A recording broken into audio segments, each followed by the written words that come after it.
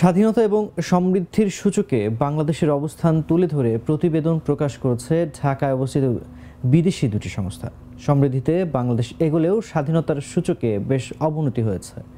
মঙ্গলবার ঢাকায় মার্কিন দূতাবাসে United states agency for international development এবং দ্য এশিয়া ফাউন্ডেশন যৌথভাবে আটলান্টিক কাউন্সিলের নতুন বৈশ্বিক স্বাধীনতা ও সমৃদ্ধি প্রতিবেদনের ফলাফল জানাতে সম্মেলন করে।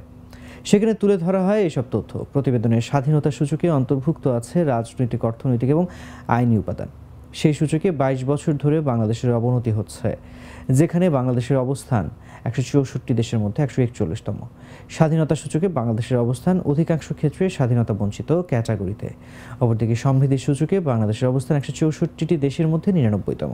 আর এক্ষেত্রে বাংলাদেশ রয়েছে অধিকাংশ ক্ষেত্রে অসমৃদ্ধ ক্যাটাগরিতে।